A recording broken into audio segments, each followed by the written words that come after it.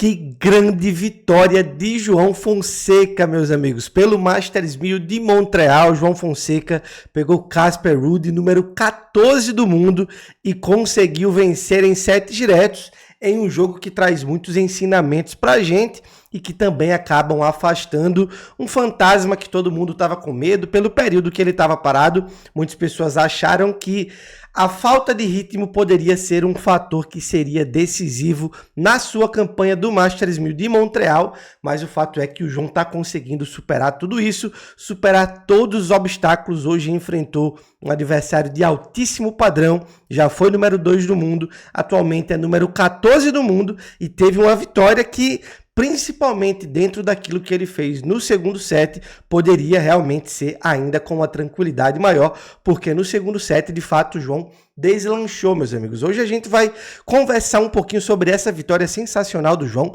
para cima do Ruud. Antes de tudo, como sempre, queria pedir para você se inscrever no nosso canal, deixar um like, deixe um comentário dando a sua opinião aqui. Já adianto para vocês que o confronto da próxima fase já está decidido. João Fonseca vai enfrentar Ben Shelton e esse sim vai ser um confronto de um nível ainda mais elevado, meus amigos. Vamos falar um pouquinho sobre o jogo de hoje, porque é um jogo realmente sensacional do João. Eu acho que no nível técnico não é um jogo que o João teve mais inspirado, digamos assim, mas ao mesmo tempo, dentro daquilo que ele fez dentro de quadra, ele trouxe algumas coisas que a gente vem pedindo há bastante tempo do João. O principal aspecto que eu acredito que ele evoluiu, e eu falo isso não só sobre estatísticas, mas de fato sobre postura dentro de quadra. O João dando 1, 2 passos para frente para tentar incomodar muito mais os adversários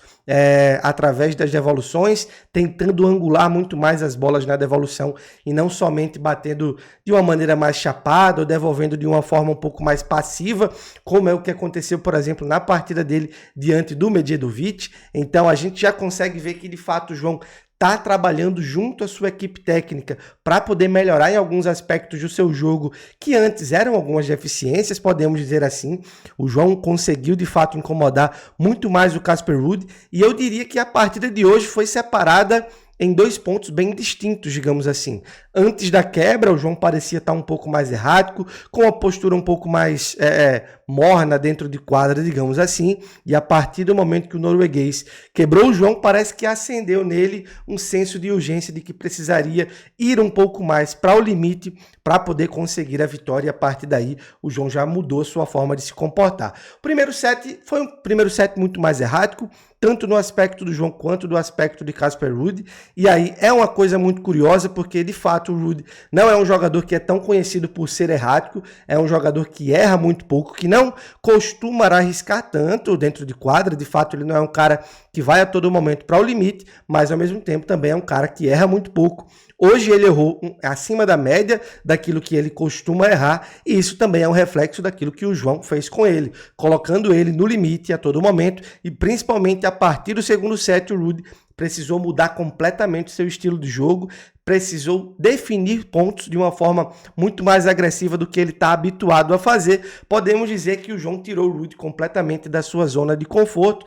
e a gente pode dar uma olhadinha aqui em alguns números da partida para a gente poder ver de fato aquilo que o João fez dentro de quadra. Bom, 5 aces contra 3, o serviço do João, de fato, o saque do João, hoje foi um aspecto negativo, e aqui a gente não precisa se apegar nos aces para poder de fato chegar a essa conclusão. Ele precisou trabalhar no primeiro set praticamente todo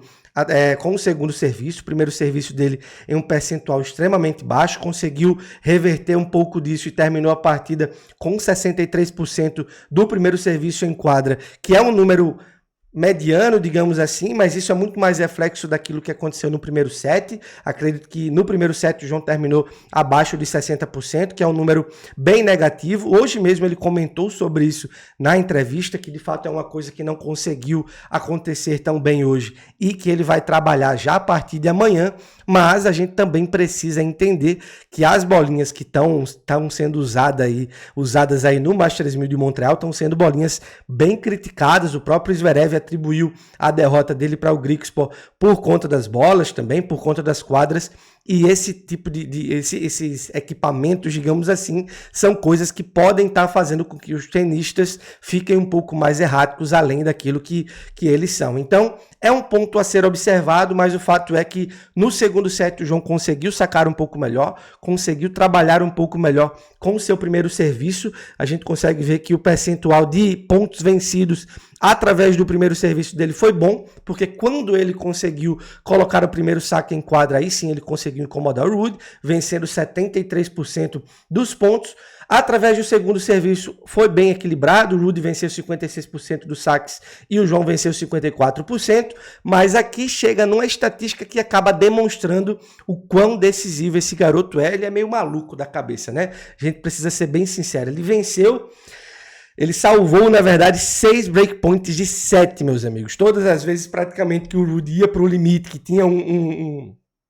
breakpoint a favor, o João ia lá e crescia no jogo. Acho que foram 3 oportunidades que o Ruud teve um 15-40 a favor no serviço do João, que o João foi lá e conseguiu se recuperar muito bem. E da mesma forma aconteceu no tie-break. É claro que no tie-break não entra esse aspecto de breakpoint, mas ainda assim o João consegue normalmente crescer nos momentos que a partida está mais tensa para ele, que de fato ele precisa extrair algo a mais, e é aí que ele de fato consegue crescer. E essa é uma característica que a gente precisa admirar muito no João, porque muitos outros garotos aí têm um histórico realmente negativo, de quando as coisas apertam um pouquinho, acabam sentindo o momento, o braço treme, o braço encurta, e no caso do João parece que acontece uma coisa completamente oposta, porque sempre que as coisas dão uma apertada, o João consegue crescer, e isso é uma característica de um tenista campeão, porque o João tem somente 19 anos e tem muitas coisas que ele ainda está acrescentando ao jogo dele. Então, uma estatística realmente que hoje a gente precisa bater palma, de fato é isso. É claro que existe o aspecto negativo de ceder esses breakpoints, é claro que o João já está ciente disso, certamente vai trabalhar para melhorar, mas o fato dele conseguir salvar esses breakpoints é uma característica que acaba engrandecendo ele dentro de quadra. Outro aspecto muito positivo, uma partida que foi decidida aí em 2 sets, o primeiro set no tie-break, o segundo set um pouco mais tranquilo, mas o João conseguiu 33 winners e somente 23 erros não forçados, como nós estamos vendo aí. Já o Casper Ruud, que é um cara que é extremamente conhecido pela sua regularidade, por errar tão pouco, fez somente 22 winners e 28 erros não forçados, que é uma coisa aí já um pouco mais alarmante. Alarmante não, mas uma estatística preocupante. A gente consegue ver que o João teve 10 winners a mais do que a quantidade de erros não forçados, o que é uma coisa que faz a gente lembrar um pouquinho do João Fonseca do Velho Testamento, daquele João Fonseca mais agressivo dentro de quadra, e apesar dele ter errado um pouco acima do normal hoje, especialmente no primeiro set, ainda assim ele estava sempre buscando o limite, e é algo que a gente precisa admirar, porque a gente, em determinados momentos, a comunidade de tênis em geral, em muitos momentos acabou criticando o João por não estar sendo mais tão agressivo como ele costumava ser antes. E parece que o João está conseguindo recuperar um pouquinho